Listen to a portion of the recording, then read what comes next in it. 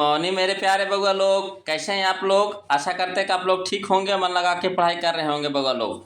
तो बउआ लोग हम लोग देख रहे हैं, है ना, मैट्रिक फाइनल परीक्षा 2025 का महत्वपूर्ण सब्जेक्टिव क्वेश्चन का सीरीज जो हमारा ये आज, है ना, पार्ट 7 यानी 7वां वीडियो है बउआ लोग, है ना। ये हमारा गेस प्रश्न है ना, जो आपको, है ना, चुनिंदा चुनिंदा क्वेश्चन का सीरीज है।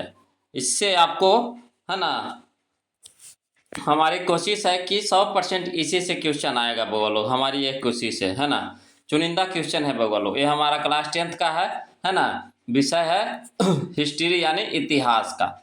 तो बउआ लोग, है ना, इतिहास को क्या है ना, रटना नहीं है। इसको कोशिश कीजिएगा समझने का। अगर समझ लेते हैं, समझ करके इसको आप अपने भाषा में लिख लेते हैं, तो समझिए कि आपको ये क्वेश्चन याद हो गया, है ना। इसको रटने की कोशिश ही सब नहीं कीजिए, इसको समझिए और समझ करके एक बार 2 बार कॉपी पर लिखिए बउआ लोग, है ना। तो चलिए बउआ लोग, वीडियो को शुरू करते हैं, है ना। चलिए क्वेश्चन नंबर देखिए हमारा 61, है ना। क्वेश्चन नंबर 1 से 60 तक हम आपको पिछले वीडियो में बता चुके हैं, जो आपको प्लेलिस्ट में हम, है ना, रख दिए, प्लेलिस्ट में डाल दिए बगल लो। 1 से 60 तक क्वेश्चन हम करवा दिए। आज हमारा 61 नंबर क्वेश्चन है ना, इस सीरीज का।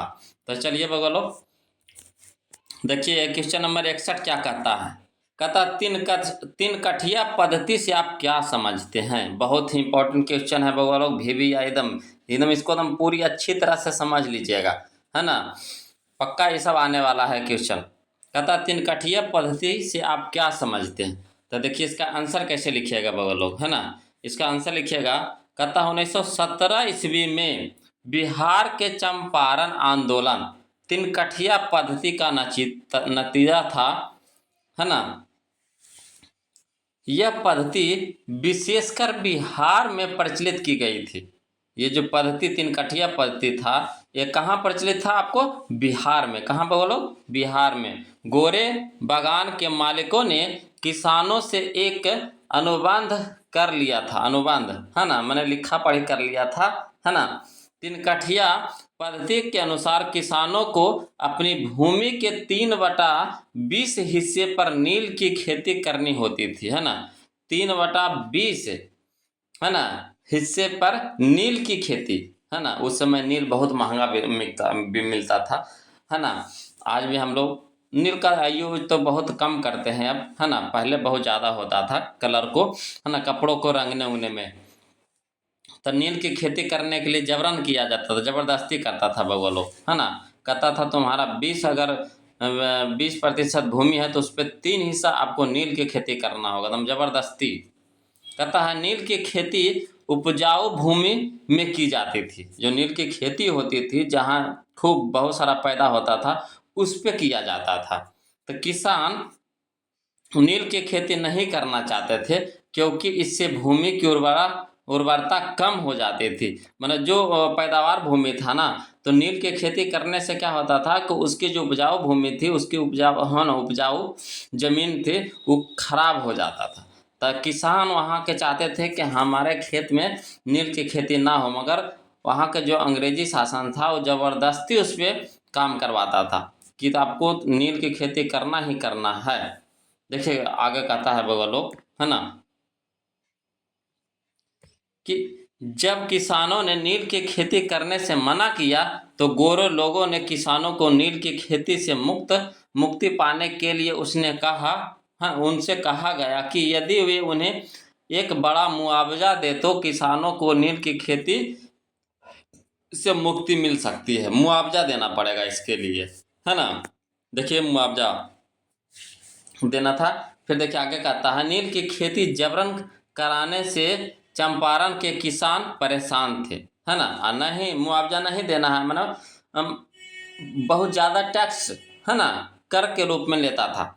अगर नहीं देगा तो नील की खेती करना पड़ेगा, इस तरह से था उस पर। इसी समय 1916 ईस्वी में कांग्रेस के लखनऊ अधिवेशन में चंपारण के एक किसान राजकुमार शुक्ल ने सबका ध्यान, है ना, सबका ध्यान समस्या की ओर आकृष्ट कराया। तथा महात्मा गांधी से चंपारण आने का अनुरोध किया, जिसके फलस्वरूप 1917 ईस्वी में बिहार के चंपारण से महात्मा गांधी ने अपना सत्याग्रह शुरू किया। तो देखिए, इससे ऑब्जेक्टिव क्वेश्चन भी आपका बन गया, है ना।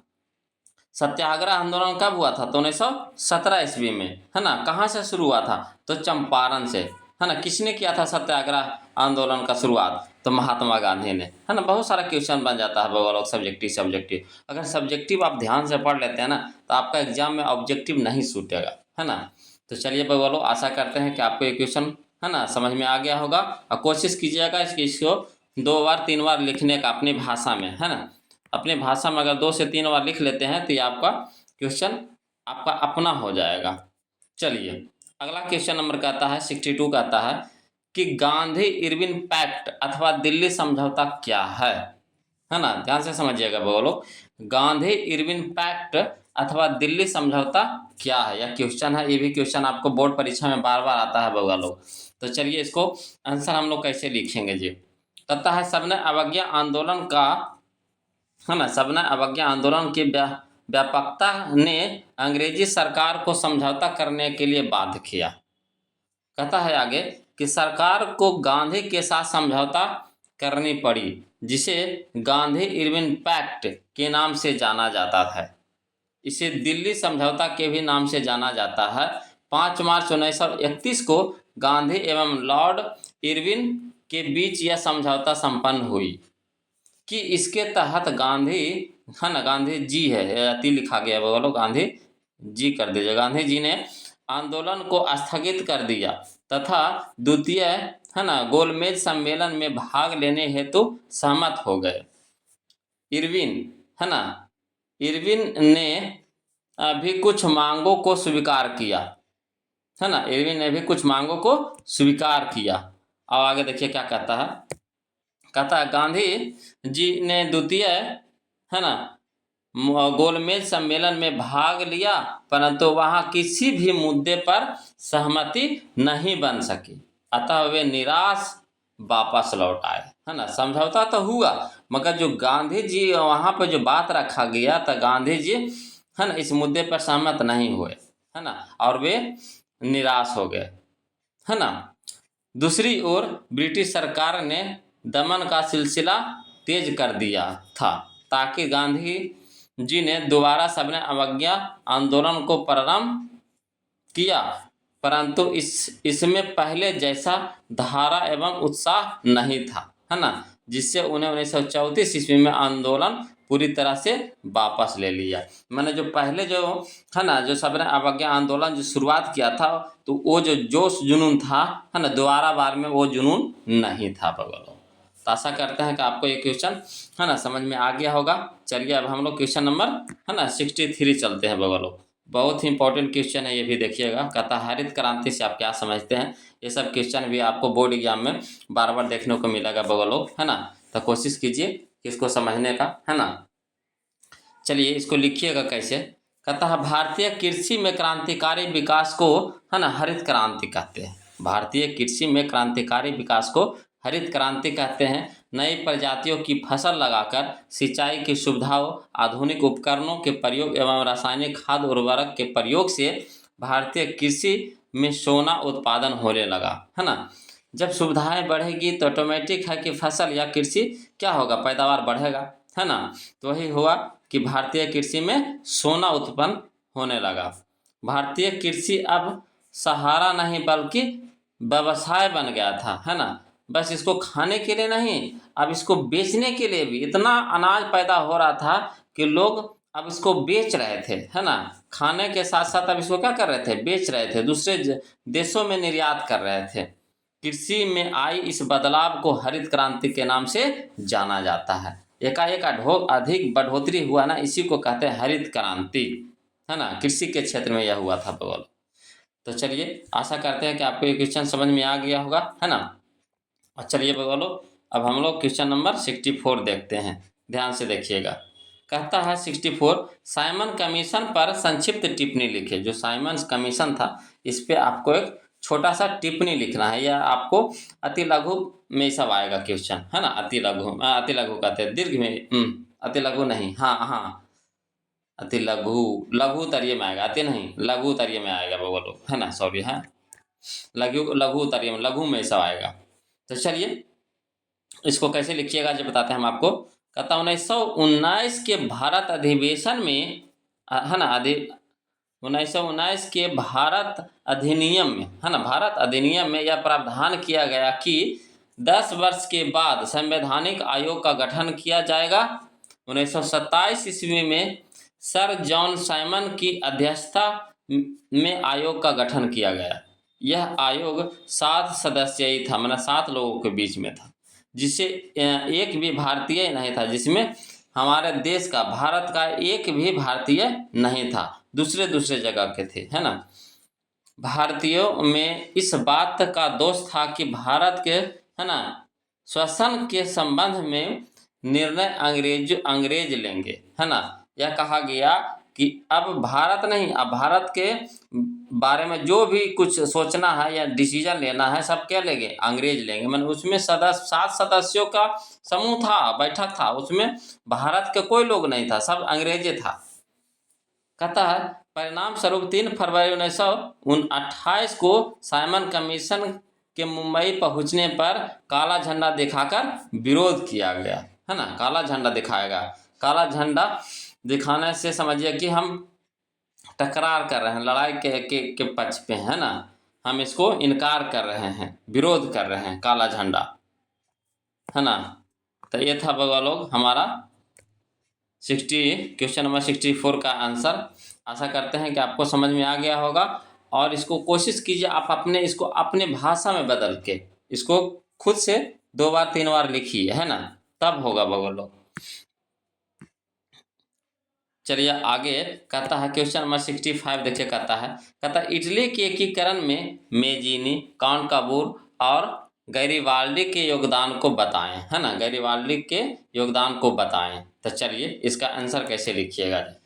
कहता है इटली के एकीकरण में मेजीनी, काउंट काबूर और गैरिबाल्डी का महत्वपूर्ण योगदान था। एक सेंटेंस ऐसे लिख दीजिएगा, फिर लिखिएगा कैसे कि इटली के एकीकरण के लिए मेजीनी ने सर्वप्रथम एक गुप्त दल कार्बोनरी का गठन किया था, जो राष्ट्रवादियों का एक दल था, जिसके द्वारा छापामार युद्ध के माध्यम से गणराज्य की स्थापना करने की कोशिश की गई, परंतु ऑस्ट्रिया के विरोध के कारण इसमें सफलता नहीं मिली, परंतु इसके प्रयास से ही लोगों में राष्ट्रवाद की भावना पनपी, है ना। आगे देखिए, है ना, इसको कैसे लिखना है जो,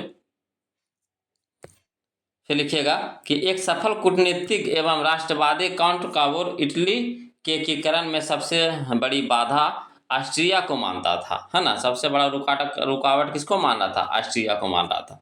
इसके लिए उसने फ्रांस से हाथ मिलाया और नेपोलियन तृतीय से भी संधि कर ली।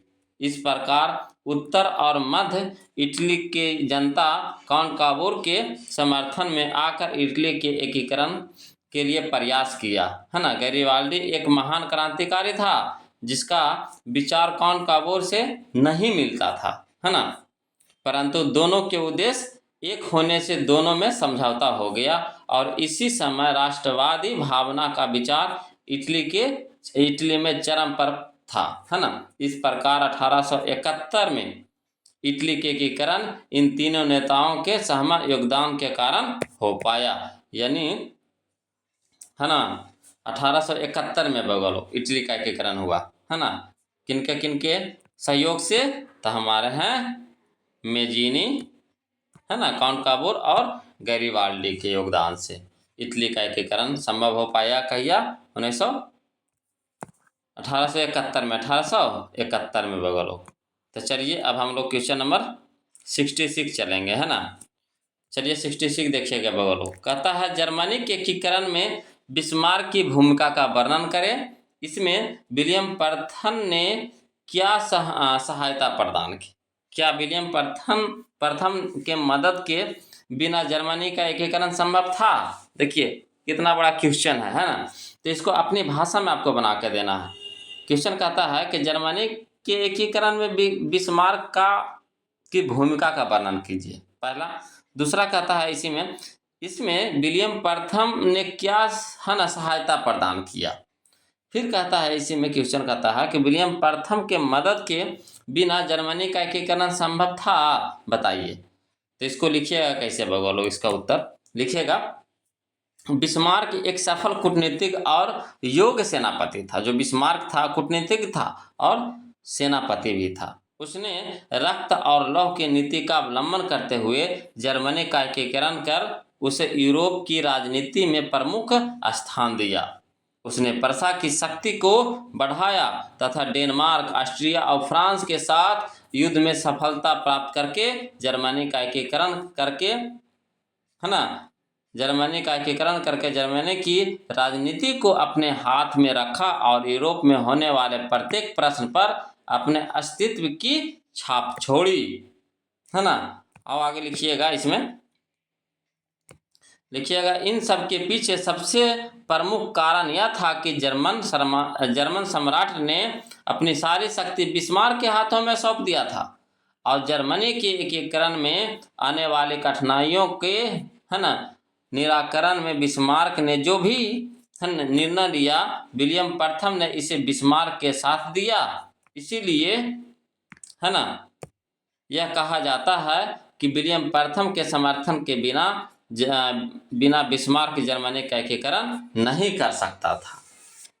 तो आपको तीनों प्रश्न का इस क्वेश्चन का आंसर आपको इसी में छुपा हुआ है बउआ लोग, है ना। कोशिश करिए, इसको अच्छी तरह से समझ लीजिए, है ना। समझ करके एक दो बार कॉपी पर लिखिए बउआ लोग, है ना। चलिए अब हम लोग क्वेश्चन नंबर 67 देखते हैं बउआ लोग। तो देखिए क्वेश्चन नंबर 67 क्या कहता है। कहता है, राष्ट्रवाद के उदय के कारणों एवं प्रभावों की चर्चा करें। राष्ट्रवाद के उदय के कारणों एवं प्रभावों की चर्चा करें। तो चलिए इसका उत्तर कैसे लिखिएगा, है ना। लिखिएगा, यूरोप में राष्ट्रवाद को बढ़ाने में नेपोलियन के आक्रमणों का महत्वपूर्ण योगदान रहा। इसके बाद फ्रांस की क्रांति ने राजनीति को, है ना, अभिजात वर्ग के परिवेश से बाहर निकालकर उसे अखबारों, सड़कों एवं है ना, साधारण की वस्तु बना दिया। माने आम वस्तु, आम चीज इसको बना दिया, सबके बीच इसको लाकर खड़ा कर दिया। इसी बीच शासक वर्ग जो निरंकुश हो चुके थे, है ना, जन भावनाओं को नजरअंदाज करने लगे, जिसके कारण, है ना, राष्ट्रवाद की भावना का उदय हुआ। इसके फलस्वरूप यूरोपीय राज्य का एकीकरण हुआ और इसने पूरे विश्व को जागृत किया, जिसके कारण अफ्रीका एवं एशिया की राज्यों में विदेशी सत्ता के खिलाफ मुक्ति के लिए राष्ट्रीयता की भावना जोर पकड़ने लगी, है ना। तो इस तरह से अगर आप इसको लिखिएगा, इस क्वेश्चन का आंसर, तो आपको नंबर कटेगा नहीं बाबा लोग, है ना। कोशिश कीजिए, इसको एकदम 2-3 बार पढ़िए, समझिए और समझ करके इसको अपनी भाषा में उतार लीजिए, है ना। तो और भी, है ना, नंबर नहीं कटेगा एक भी। चलिए अब हम लोग क्वेश्चन नंबर 68 चलते हैं बाबा लोग। देखिए कहता है, क्वेश्चन नंबर 68 कहता है कि जुलाई 1830 की क्रांति का विवरण दे। जुलाई 1830 की क्रांति का विवरण दे। तो देखिए इसका आंसर कैसे लिखिएगा। लिखिएगा, फ्रांस का शासक चार्ल्स 10वां निरंकुश एवं प्रतिक्रियावादी था, जिसने फ्रांस की राष्ट्रीयता की भावना को दबाने का काम किया। इसके लिए उसने प्रधानमंत्री, है ना, पॉलिग्नेक के समान नागरिक संहिता के स्थान पर शक्तिशाली अभिजात वर्ग की स्थापना की तथा उनमें विशेषाधिकार प्रदान किए, जिसके कारण पॉलिग्नेक के विरुद्ध फ्रांस में 28 जून 1830 ईस्वी से गृह युद्ध आरंभ हो गया। मतलब आपसी में लड़ाई चालू हो गया। गृह युद्ध का मतलब हुआ कि आपसी में लड़ाई, अपने आप में लड़ाई, एक दूसरे में अपने आप में लड़ाई होना चालू हो गया, आपसी लड़ाई हो गया, है ना। इसी को बोलते हैं गृह युद्ध, है ना। इसे ही जुलाई 1830 ईस्वी की क्रांति कहते हैं, है ना। इसी को जो गृह युद्ध हुआ था, गृह युद्ध कब हुआ था? 1830 में, है ना। तो इसे ही जुलाई 1830 ईस्वी की क्रांति कहते हैं। इस क्रांति के कारण यूरोपीय राष्ट्रों के एकीकरण का मार्ग, है ना, प्रशस्त हुआ। इस क्रांति के कारण यूरोपीय राष्ट्रों के एकीकरण का मार्ग प्रशस्त हुआ। तो ये था बगा लोग हमारा 68 का आंसर, है ना। आशा करते हैं कि आपको समझ में आ गया होगा और इसको आप अपनी भाषा में इसको उतार लीजिए, है ना। चलिए अब हम लोग क्वेश्चन नंबर 69 देखेंगे बगा लोग। देखिए कहता है 69 कहता है यूनानी स्वतंत्रता संग्राम आंदोलन का संक्षिप्त विवरण दे। यूनानी स्वतंत्रता संग्राम आंदोलन का संक्षिप्त विवरण दे। नंबर भी आई क्वेश्चन है बगा लोग, है ना। कोशिश कीजिए इसको 2 बार 3 बार पढ़ करके इसको समझ लीजिए, समझ करके इसको अपने कॉपी पे लिखने का कोशिश कीजिए, है ना। चलिए तो इसको आंसर कैसे लिखिएगा बगा लोग। लिखिएगा आरंभिक काल से ही यूनान का अपना गौरवमय इतिहास रहा है। यहाँ की साहित्य कला, है ना, वैज्ञानिक एवं चिकित्सा संबंधी उपलब्धियों से पूरा यूरोप प्रभावित हुआ था, लेकिन इसके बावजूद भी यह तुर्की के अधीन रहा। फ्रांसीसी क्रांति से प्रभावित होकर यहाँ के लोगों के बीच स्वतंत्रता की भावना जगी, जिसका मुख्य उद्देश्य तुर्की शासन से यूनान को स्वतंत्र कराना था। 1821 में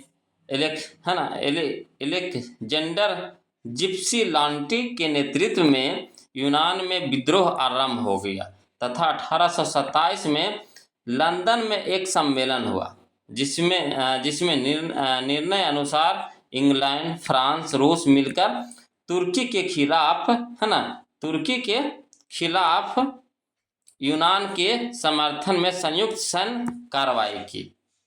इस युद्ध में तुर्की पराजय हुई और यूनान को स्वतंत्रता देने की बात सामने आई।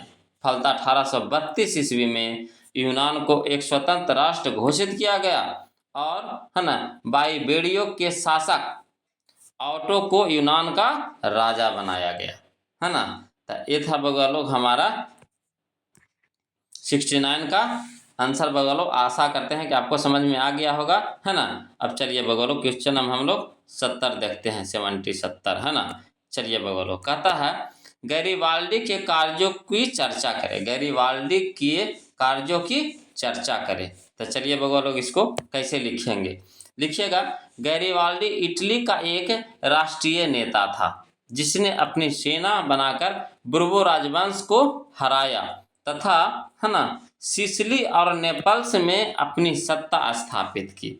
उसने रोम पर भी आक्रमण की योजना बनाई, परंतु रोम में काबुल से मिलने के बाद उसने इस योजना को बदल दिया।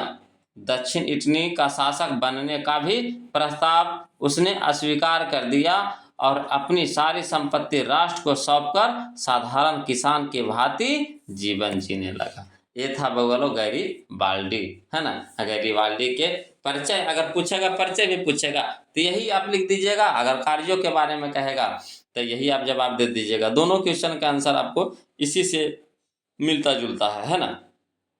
तो चलिए बगा लोग आशा करते हैं कि आपको, है ना, जो 10 क्वेश्चन कराए हैं आपको समझ में आ गया होगा। और क्या कीजिएगा ना, किसको एक बार 2 बार पढ़ करके कॉपी पे अपने से लिखने का कोशिश कीजिए। इससे क्या हो जाएगा कि आपके दिमाग में पूरी तरह से सेट हो जाएगा, है ना, सेट हो जाएगा और कभी भूलिएगा नहीं। एग्जाम में कुछ ना कुछ बना करके आप जरूर इसका आंसर दे दीजिएगा। तो चलिए बगा लोग, है ना, अगर वीडियो अच्छा लगा तो प्लीज़ वीडियो को लाइक कर दीजिए, शेयर कर दीजिए और जो अभी तक चैनल को सब्सक्राइब नहीं किए हैं तो प्लीज़ चैनल को सब्सक्राइब कर लीजिए। फिर हम लोग, है ना, इसी तरह से मिलते रहेंगे। और बगा लोग अगर, है ना, वीडियो अच्छा लग रहा हो या नहीं भी लग रहा हो तो प्लीज़, कोई दिक्कत आ रही है, कोई परेशानी आ रही है तो प्लीज़ हमें कमेंट कीजिए। कमेंट से हमें पता चलेगा कि जो हम वीडियो बना रहे हैं क्या आप लोगों के सामने पहुंच पा रहा है या नहीं पहुंच पा रहा है ना, पहुंच पा रहा है कि नहीं पहुंच पा रहा है, इससे हमें पता चलेगा बगा लोग। तो प्लीज़ कमेंट कीजिए, है ना। और हम लोग मिलते हैं अगले वीडियो में, तब तक के लिए जय हिंद।